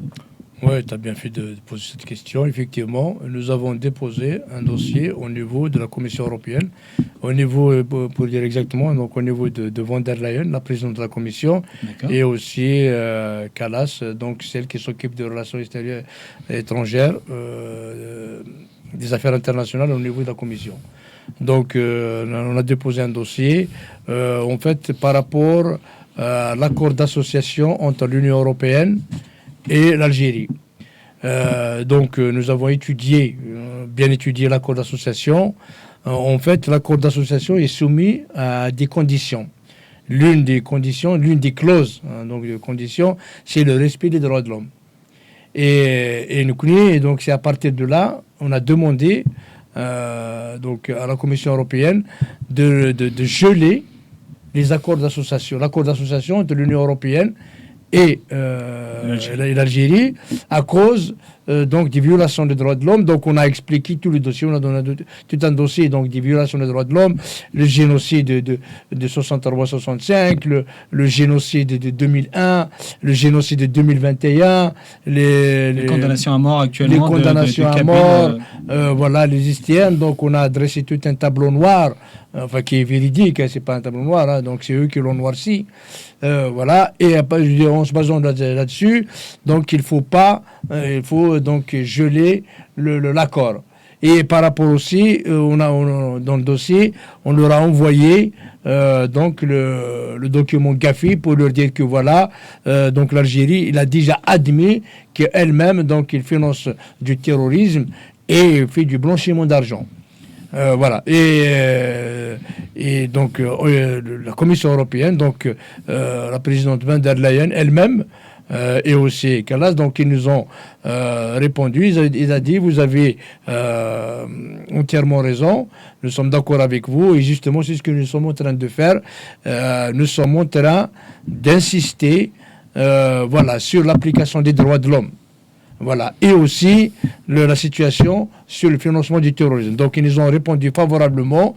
Ils nous ont dit que bientôt, voilà, vous allez avoir un peu le résultat de ça. Et je pense que le rapport ou le dernier rapport émis par l'Union européenne classant l'Algérie en tant que pays qui finance du terrorisme et qui fait du blanchiment d'argent, voilà. Donc ils nous ont un peu donné raison. Je pense que nous avons quelque part contribué au moins leur dire nous sommes des Kabyles parce que nous sommes présentés en tant que Kabyles, en tant que nation kabyle qui est réprimée violemment par l'Algérie. Par le régime algérien, effectivement, oui. Sachant que pour des gens quand même qui se disent, qui se basent sur la religion et le Koulakar, financer le terrorisme et faire du trafic de drogue, il y a loin quand même, on peut être plus humble et plus, je veux dire, sage que ça. C'est vraiment des voyous. Par rapport à ça, nous n'avons pas voulu donc communiquer sur ça, sur donc les contacts que nous avons, le dossier que nous avons déposé à la Commission européenne, parce que nous voulons d'abord savoir un peu le résultat, donc ce qu'allait faire l'Union européenne par rapport au dossier que nous avions déposé. Et là maintenant, je pense qu'on va pouvoir communiquer sur cette action, sur le dossier qui a été déposé. D'accord, merci. Et il y a une autre question d'un téléspectateur qui regarde, il y a une vague actuellement de limogeage dans les différents services sécuritaires algériens. Il veut tout simplement savoir ce qui se passe. Qu'est-ce qui se passe, Zidane, puis après je reviendrai à Chavan. Voilà. Il y a eu le limogeage de Nasser al-Jinn. Hein? D'accord. Avant Nasser al-Jinn, on va revenir un peu en arrière. Mais la chose est pratiquement, ils sont liés. Hein, donc voilà. Il y a eu le limogeage de Ben Cheikh, le patron de la GSN, d'Aqbaili, Yazid Ben Cheikh. Il y a eu le limogeage du Barmenna. Hein, service de renseignement. Service de renseignement. Il y a eu le limogeage de Hussein Boulhayani. Ouais. Là maintenant, il y a eu le limogeage de Nasser al-Jinn. Ils l'ont remplacé par un autre Kabyle, par le général Hassan. Voilà. Il y a eu maintenant le limogeage du patron de la police, celui qui a remplacé Yazid Ben Cheikh. Voilà. En fait, tout ça, déjà, si on revient à Djibar maintenant, en fait, c'est par rapport à son échec, parce que Tchaïla a été nommé pour casser les indépendantistes. Officiellement, Pour casser la Kabylie. c'est à cause de son âge. Non, mais ça oui, Officiellement. mais ça pour le Karnara, parce qu'il a échoué dans sa mission de contrecarrer la Kabylie ou de mater la Kabylie, de mater les indépendantistes. Oui. Donc il a échoué, en fait, il n'a rien pu faire. Donc le Harakira, tous les artifices, les feux de forêt, ce qu'ils ont fait, la théorie de choc, la théorie du chaos qu'ils ont mis en place, ça n'a rien donné. Au contraire, nous continuons toujours à lutter pour l'indépendance de la Kabylie. Au contraire, ça nous a donné plus d'aura, plus d'accessibilité, plus d'accès au monde international, et en plus maintenant, maintenant la Kabylie, il parle un peu de partout. Enfin, c'est tout le monde qui parle de la Kabylie et à l'échelle internationale, donc c'est un échec flagrant. Donc on a dit que tout à l'heure avec les fiascos de l'Algérie et le fait de ne pas stopper les indépendantistes, de ne pas stopper le MAC, voilà, et c'est pour l'Algérie, c'est un échec. Et aussi, parce qu'ils ont tout fait pour rapatrier les opposants. Nous connaissons par exemple à chaque fois, d'ailleurs même il y a Xavier Deriancourt, l'ancien ambassadeur d'Inna, Inès à chaque réunion avec le régime algérien, elle parlait des Kabyles, elle parlait des opposants Kabyles, elle parlait du MAC, voilà. Et heureusement qu'ils sont en France, parce que c'est un état de droit, c'est la justice qui tranche, c'est pas le gouvernement. Donc voilà en gros, et c'est tout ça. Donc il y a Fayagé ou Nathan Smith, le patron du GSN, parce qu'ils ont été nommés juste après la classification du MAC en tant que mouvement terroriste. Allez pour accomplir le truc. Oui. Sophie, juste à propos des indépendantistes, ils ont essayé quand même de nous faire dévier de notre mission par rapport à ceux qui eux-mêmes ont recruté et qui, par ces gaïgués qu'ils ont recrutés, nous ont contactés pour essayer de nous faire dévier, nous connaissons, de notre mission d'indépendantiste, auquel bien sûr on a refusé. Et nous connaissons les tentatives d'infiltration. Tu as été contacté plusieurs fois, voilà, les tentatives d'infiltration, les tentatives d'intimidation, exactement. Donc les tentatives de miroiter des trucs, voilà, pour négocier. Et nous avons dit non, nous sommes indépendantistes. Moi, j'étais indépendantiste avant l'heure. Donc pratiquement, je suis depuis 1980, je suis indépendantiste, depuis mon jeune âge.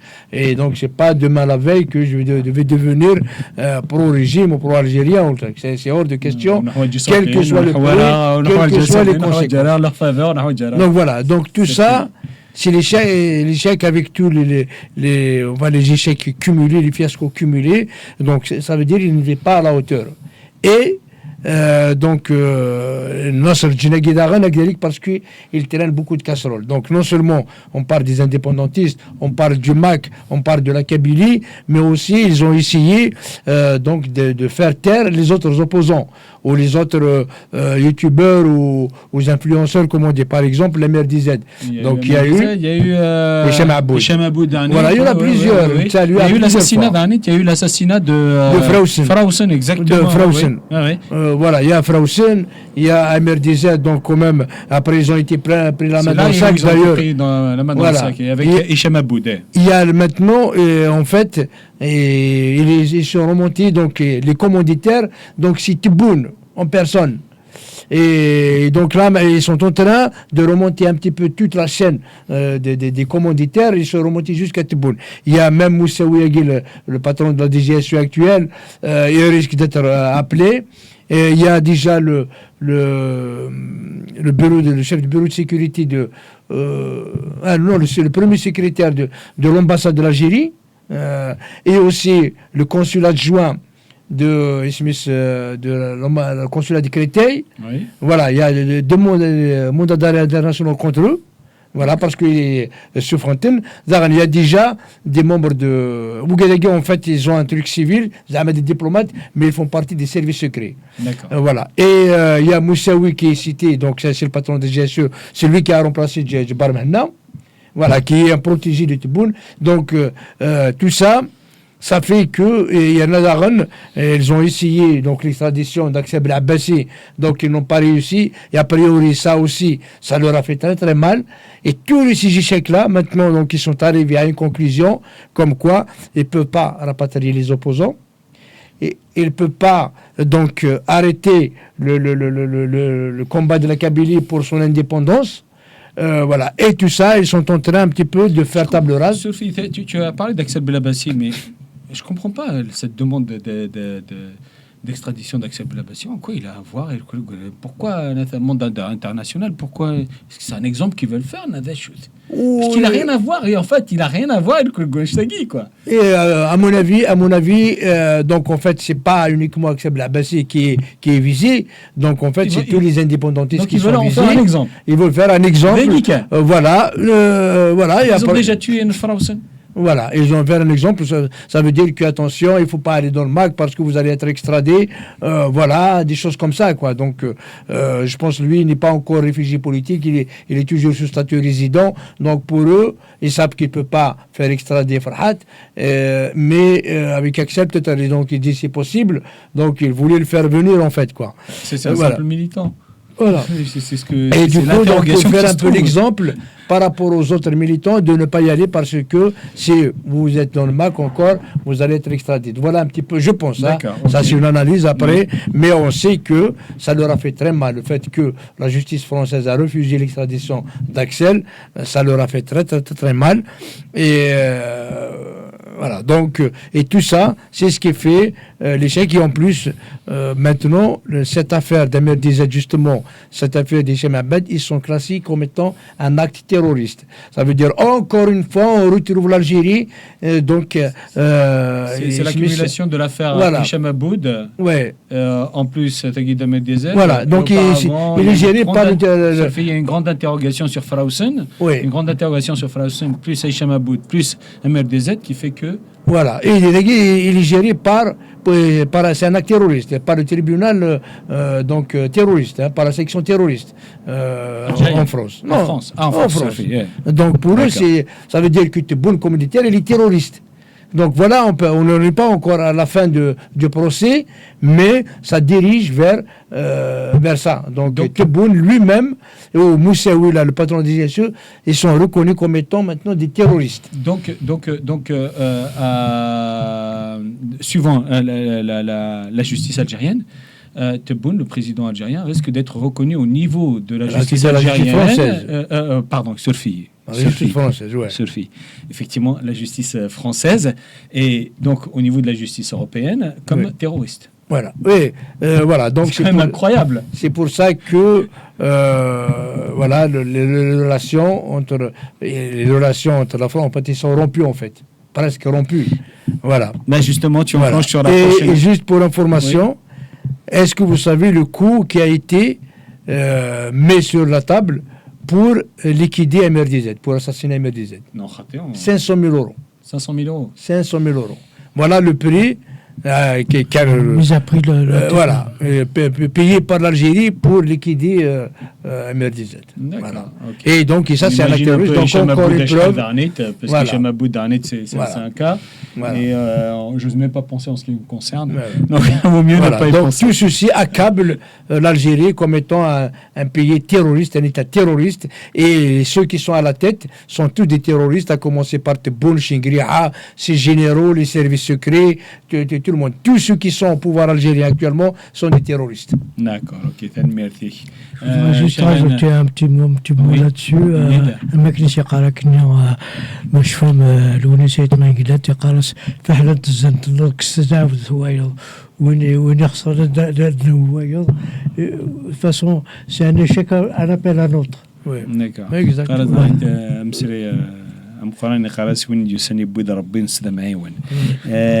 Bon, peu importe. Daguil a une autre question qui est justement au niveau des relations franco-algériennes. Il y a une détérioration des relations entre la France et l'Algérie. D'après vous, quelle sera la suite? Zidane, oui. Puis après, Chafen, tu interviendras. Non, je laisse la parole à Zidane. D'accord. Et effectivement, donc actuellement, on peut dire. En partie répondu. On peut dire que les relations franco-algériennes, en fait, ils sont rompus. On peut dire parce que il n'y a pas d'ambassadeur français en Algérie, il n'y a pas d'ambassadeur algérien en France. Voilà. Donc ici, des chargés d'affaires voilà, qui sont là, mais il n'y a pas d'une prise de décision diplomatique qui peut se prendre. Donc, et après, pour plusieurs raisons. Pour plusieurs raisons. Donc, on a dit qu'on vient de parler de l'affaire MRDZ. On vient de parler de l'extradition, le refus d'extradition d'Axel Abassi.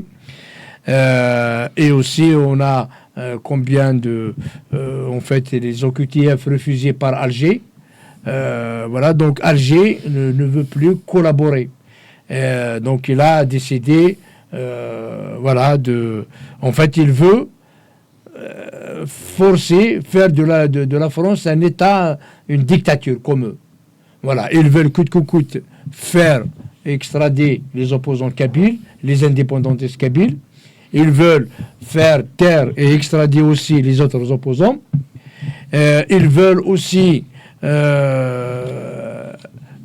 donc toutes ces conditions-là, et la France, parce que c'est pas le gouvernement, c'est la justice. Et comme la justice est indépendante, donc ils peuvent pas peuvent pas faire ce genre de choses. Il n'y a pas de justice du téléphone. Et comme donc le gouvernement actuellement, c'est pas un gouvernement homogène, c'est pas en fait, il n'y a pas une majorité claire.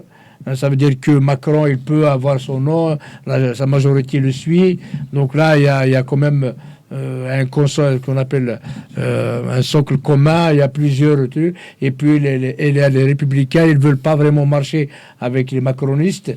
Et donc les républicains, la droite républicaine, ils veulent vraiment en finir avec l'humiliation de l'Algérie, parce que l'Algérie veut humilier, elle fait des actes terroristes chez elle, et elle finance des youtubeurs pour appeler au meurtre en France, voilà. Et donc la droite française ou les républicains, ils veulent pas de ça. Donc ils veulent monter ce qu'on appelle riposte graduée. Et maintenant, ils sont arrivés donc à le refuser les visas diplomatiques. Donc ça a fait très mal au régime algérien. Et là maintenant, ce qu'ils ont dit, à peu près il y avait une vingtaine de personnalités, donc des biens malakis ici, et ça leur a fait mal aussi. Et ils ont cherché les noms. Maintenant les noms, ils les ont. La liste, il est sorti. Hein. Donc, dans les enfants de Tebboune, le fils de Chingriha, le secrétaire de Tebboune, enfin, toute la clique de Tebboune, tous les responsables actuels. Voilà. Djibar Mahna, enfin, il y a beaucoup. Et du coup, la France, l'Algérie, comment il faut, donc au lieu de résoudre ça politiquement, l'Algérie, en fait, quand il est coincé, il essaie, c'est un pays corrupteur et corrompu. Il essaye de corrompre la France. Comment? Donc, ils ont accueilli le patron de CGM, CMA. Oui. Là, l'armateur, en fait, celui qui fait le trafic maritime dans le monde. Hein, truc. Et du coup, donc, ils lui ont dit qu'on va te donner tous les ports algériens, tu vas les gérer. Voilà, c'est une façon de dire à la France, voilà, bon, laissez-nous tranquilles sur les biens malaqués, arrêtez de nous humilier maintenant, on va vous donner, voilà. Donc voilà un petit peu, après maintenant, les canaux de communication entre la France et UNED, c'est DigiSnake, c'est le chanteur là, c'est le patron de CMA là, de CGM CMA, c'est la mosquée de Paris. Voilà un petit peu le truc. Donc il n'y a pas de relation. Et je pense que c'est, comme j'ai dit tout à l'heure, sans le départ de ce régime, pas que Tebboune, pas que Chingriha, ceux-là, parce que ce qu'ils ont fait, c'est un tort. En fait, c'est des crimes contre l'humanité. Ce qu'ils ont fait déjà, rien que pour la Kabylie, ils méritent la condamnation à mort. C'est eux qui méritent d'être condamnés à mort, mais chez les 38 Juste, quel soutien a-t-il l'Algérie aujourd'hui? Quel soutien? De la part de qui? Les pays internationaux. Non, là, il est isolé internationalement. Totalement isolé. Hein? Totalement isolé. Totalement isolé. Penses-tu que ce régime Agui risque de disparaître un jour? Moi, je pense que c'est la seule solution. c'est la seule, on a dit déjà, la seule solution, c'est la chute du régime, comme à l'Iran. Maintenant, en Iran, la seule condition, c'est la chute du régime du Mollah. Et c'est pareil pour l'Algérie, la chute du régime, quand je dis le régime, c'est pas que Tebboune ou Chingriha. C'est l'ensemble du régime. Il y en a tous ces gens-là, avec tout le mal qu'ils ont fait, avec tout ce qu'ils ont fait, ils méritent la condamnation à mort. Donc, ils doivent aller tous en prison. Donc, pour éviter cette condamnation à mort, ou bien pour mourir directement par une déstabilisation extérieure, intérieure, ces généraux le régime n'a d'autres solutions, d'autres portes que de s'enfuir et d'arrêter le Kunchtagi pour pouvoir que les individus restent vivants. Oui, c'est leur seule porte de sortie. Eux, maintenant, ils vont corrompre. Là, tu vois, donc là, donc on dit en politique, il n'y a pas d'amis, il y a des intérêts. Donc, c'est ce qu'ils ont essayé de faire avec les États-Unis. Avec les États-Unis, ils ont dit qu'on va vous donner le désert, faites ce que vous voulez, prenez toutes les terres rares qu'il y a dedans. Donc, ils ont essayé de faire ça avec l'armée américaine. Pour corrompre les États-Unis, pour ne pas classer le dossier du Polisario, et ce qu'ils sont en train de faire avec la France, et ça aussi avec tous les ports. Les ports, donc ils veulent donner à CGM. Ça fait le dossier du Polisario, donc nous même en tant qu'organisation terroriste ou pays terroriste. Voilà, exactement. Donc tout ça, la seule solution qui reste, parce que politiquement, diplomatiquement, c'est fini, il ne reste plus rien. En fait, ils sont accablés par à tous les niveaux, à tous les échelons, sur le truc international, que l'Algérie, c'est un pays terroriste, Tebboune, c'est un terroriste en chef.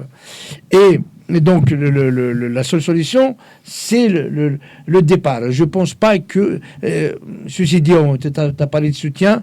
En fait, les seuls soutiens qu'ils ont, c'est les gaucho-islamistes, là. Parce que pour un peu LFI, c'est la France insoumise, qui sont encore, qui soutiennent un peu l'Algérie, quoi. Donc il y a quelques têtes, mais la France se droitise. Actuellement, même s'il y a des élections plus tard, ça sera la droite qui va rester au pouvoir. Donc le sort de l'Algérie est scellé en France. D'accord. Donc LFI, les gaucho-islamistes, eux, ils espèrent un petit peu récolter l'électorat algérianiste, mais ça ne sera pas possible. D'accord. Ils sont en train de perdre pied. Donc voilà en gros ce qui se passe. Et je pense que les relations seront rompues parce qu'ils ont atteint un point de non-retour. Et la seule solution, c'est le départ de ce régime. Ok, merci. Chavan, tu as quelque chose à rajouter? Oui, parce que les Taguiens, avec les influenceurs à guerre, ils ont même été jusqu'au ministère des Finances de Bercy. Ouais. Il y a eu quand même un représentant de double nationalité qui travaillait là-dedans, qui fournissait des données, des informations, qui apportaient préjudice à l'Algérie. Ce qu'on appelle de l'espionnage, non? L'espionnage. Oui, en fait, l'affaire, ils ont, c'est un harcèlement. Donc le gars, le pauvre, c'est un franco-algérien, pareil, il va dire donc ils lui ont fait la pression. Chantage. Voilà, avec chantage, oui, ils l'ont reconnu dans le truc, ils l'ont dit, surtout la fille là. En fait, il était à l'OFI, l'Office du truc international. Donc il a travaillé l'INA et il a fait une connaissance d'une fille aussi franco-algérienne qui travaillait l'INA. Il a accès, à l'OFI, c'est un peu. Donc ils ont accès aux données des réfugiés politiques. Et donc, ils l'ont. Après ça, il est parti de l'OFI, il est parti Service des Finances, Service de l'économie. Donc, il a gardé contact avec la fille parce qu'il a une relation conjugale avec cette fille-là.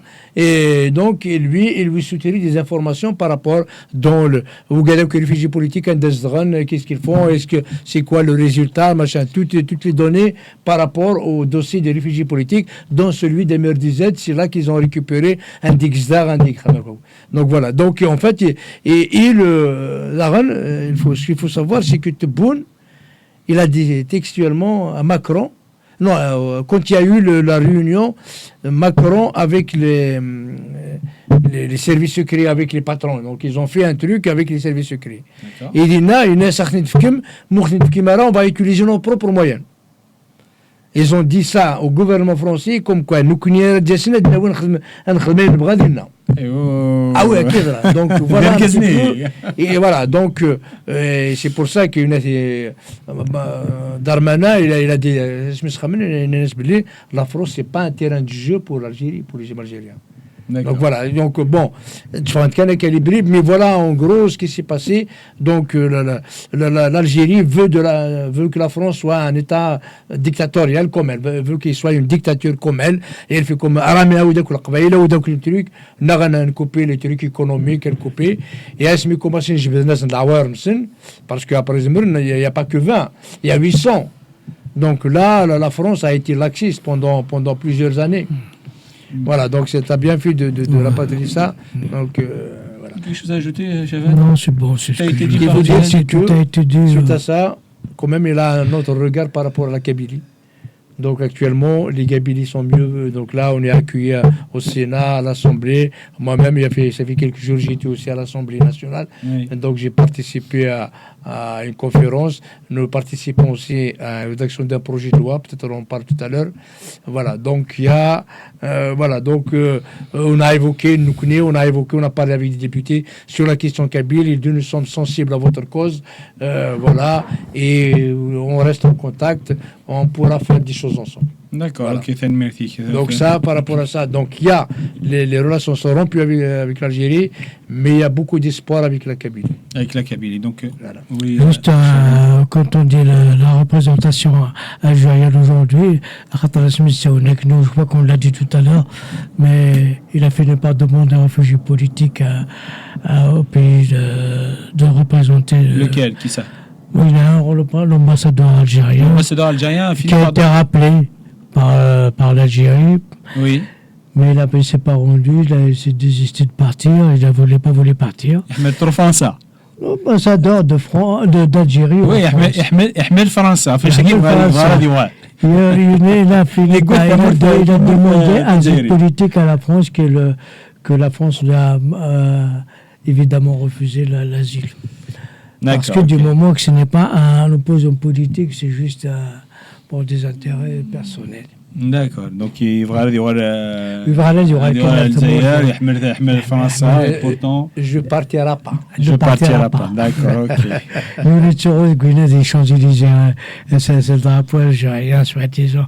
Viens voir tout arriver, l'Algérie, tout sur la police. Je ne peux pas partir. Ah ouais, je ne veux pas partir. Je partirai pas. Je partirai pas. D'accord, ok, alors, il y a une autre question. Il y a eu, ça c'est aussi un téléspectateur qui nous suit apparemment. Il y a eu un rapport sur l'entrisme des frères musulmans en France. Il m'a dit, que pensez-vous de ce rapport? L'entrisme des frères musulmans. Donc quand même, c'est un rapport commandanté par Macron, hein, donc par Macron sur les frères musulmans. D'accord. En fait, il y a une chercheuse française, Florence Baquet. Il a fait donc un livre sur les frères musulmans, hein, sur le frérisme. Voilà, c'est une chercheuse, une grande chercheuse. D'ailleurs, la pauvre, elle est menacée. Maintenant, elle est sous escorte. Donc, il est sous surveillance policière. D'accord. Voilà, il est menacé. Donc, il a fait un grand rapport que j'ai acheté. Je vous invite à acheter. Vous allez comprendre un peu la jeunesse du frérisme et de l'entrisme. Suite à ce livre-là. Où est-ce qu'on peut le retrouver, ce rapport? On va mettre le lien sur le truc et après je vais t'envoyer le. Non, c'est pour nos téléspectateurs. On va le mettre sur le truc.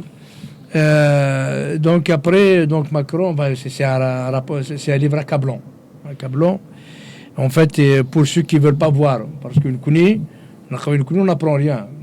D'ailleurs, nous connaissons, ça fait longtemps, on alerte les autorités françaises, on alerte la communauté internationale sur le danger de l'islamisme. On n'a pas cessé d'alerter. Mais une autorité d'extrémistes de Turquie, on leur a dit, moi personnellement, je leur disais, il va vous arriver ce qui nous est arrivé. Je dis à Seguin Kini, Lukan Machid, l'entrisme Guino, tu as mon mazalik qui est mort. Absolument. Voilà, et ça on l'a dit aux députés, aux sénateurs, on l'a dit à plusieurs reprises. Et voilà. Et donc après Macron, il a fait, il y a une année de ça, ou 2 ans, il a fait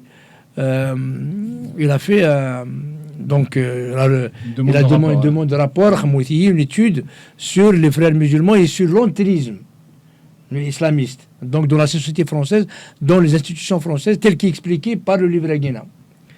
Et après, bon, c'est un rapport qui fait 67 pages. Donc c'est un rapport aussi accablant. Et il terroir Macron pendant des mois et des mois. Asmi du ça, Rotaillou, il souffrait. Donc il l'a mis en ligne et après, en fait, la société française, voilà. En fait, ils ont vu que Daoud est miné. La société française est minée par l'islamisme, par l'islam politique, par les frères musulmans. Et le problème, c'est que, pire encore, donc déjà le rapport, il est accablant, mais à la fin du rapport, ils ont demandé les mesures. Les mesures, alors, elles sont plus accablantes que l'autre. Voilà. Et les mesures, c'est quoi? Il faut enseigner la langue arabe. Les mesures sont plus difficiles, plus dures que. Oui, encore, il aggrave la situation. Au lieu de résoudre le problème, il l'aggrave encore. Et tout le monde dit comme ça, mais c'est quoi? Après, c'est pour ça que ils ont dit, bon, en fait, on va en parler, donc ils ne veulent pas. Donc les mesures Guinée, donc voilà, ils vont revoir un peu les solutions. Parce que les mesures proposées dans le rapport né, la langue arabe, et l'arabe islamise, l'islam arabise. Donc, tikwi. En plus, voilà, ça va en couple. L'éducation nationale d'exiger à chaque rentrée scolaire pour les enfants issus de l'immigration. Oui, voilà, exactement. Des trucs comme ça et encore des choses pires. Ramener des imams. Mais si on encore aggravé la situation, grave. Et là, mais ils ont expliqué comment ils sont en train d'entrer. Par exemple, il y a des communes complètement islamisées. Complètement. Ben, ils ont pris par exemple le cas de Colombe, en 92, et a priori c'est une commune dit Sharia compatible. Colombe et encore, Colombe n'est pas Sophie, hein, parce que je connais un petit peu le truc, et Colombe, on peut dire que c'est même pas islamisé. C'est une démocratie par rapport à ça. Et puis, Nez-sur-Seine. Sevran, Aulnay-sous-Bois. Voilà. Sevran, Daranat, ils ont interdit aux femmes de rentrer dans des brasseries, quand même. Et donc là, ils ont découvert une mine. Voilà. Et donc, ils ont trouvé, enfin, se sont rendus compte que leur société est foutue ici, ils font rien. Un truc. Et donc, j'ai été contacté par elle me connaît, enfin, le monsieur Guéna, dans un rassemblement, une conférence, au Couleche, tu vas donner tes idées, tout ça. J'ai dit d'accord, en fait, c'est contre l'islamisme, contre l'islam politique. Et aussi par rapport à ce rapport. Et donc, on a fait une conférence le 4 juin. Donc, le 4 juin, on a été invité à l'Assemblée nationale. Donc, il y avait une petite délégation kabyle qui signait de la Ken. Donc, et donc, on a participé au débat. Voilà. Et d'un appel du 4 juin, justement, par rapport à ce rapport, quelques mesures urgentes à faire. Voilà. Et il y avait donc une députée, et actuellement, il y a un projet de loi qui est en train de se préparer par rapport à une mesure urgente à donner à ce rapport. Voilà. Et donc, c'est vraiment des mesures qui sont un peu... voilà, qui sont pertinentes. Elles ne sont pas suffisantes. Mais vraiment, là, en attendant les résolutions du rapport, à réfléchir philosophiquement et tout ça... d'urgence. Des mesures d'urgence pour faire tout de suite. Par exemple, il y a la Société musulmane de France, l'organisation, l'ONG musulmane de France. Donc, par exemple, il demande la dissolution. En fait, celle-là, il n'appartient pas aux frères musulmans, c'est les frères musulmans. C'est pas le conseil de culte musulman, quelque chose comme ça. Oh, non, avant c'est l'UOF. Il a les dissous, il y aura un musulman de France. Tu vois. Et là, ils ont demandé la dissolution, l'interdiction du voile dans les milieux sportifs, compétition, le voile interdit, le voile moins de 16 ans. Voilà, quelques mesures, 6 ou 5, voilà, surveillance des mosquées, surveillance machin, dissolution des mosquées qui prêchent la haine, les valeurs contre les droits de l'homme, contre la femme, tu vois. Donc il y a un certain nombre de mesures à laquelle on a tous participé. Il y aura un projet de loi qui va bientôt proposer à l'Assemblée nationale et j'espère qu'elle va répondre un petit peu. Donc voilà, on a pris la parole, on a parlé de la Kabylie. Ce que j'avais dit, le truc, voilà, vous avez vu ce que nous avons vécu, ce qu'a vécu la Kabylie. La Kabylie colonisée par c'est l'islam, ouais. Tu vois. Et on se rappelle quand même de la décennie noire les têtes découpées devant leurs portes pour menaces, des exécutions sommaires des enfants. Ouais. Les parents qui ont vu leurs enfants décapités. Donc on va donner le lien aussi sur le rapport à Guéna. Voilà, on va donner le lien sur le rapport à Guéna. Okay. Voilà, quoi, ok, Chavan, tu veux rajouter quelque chose? Non, tout a été dit. Ok, on va clôturer cette émission. Je tiens juste à dire comme quoi nous avons effectivement une grande pensée. Et oui, parce qu'ils sont des Kabyles, qui sont condamnés à mort à tort. Et وليش داوسو ويسانا في فراغ يبوس هذيك فوينكا قويك في رمكوا voilà الكوراج كان مثلا الكوراج il a fait من on pense à vous très fort. Et sinon, je vous dis, Tanmirth Nulmidoussam, Tanmirth Chavan, Tanmirth Azidan, et Ouida qui ne sont pas encore abonnés, je leur dirais de s'abonner directement à la chaîne.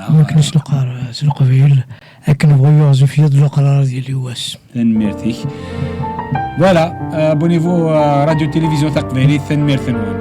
À la prochaine.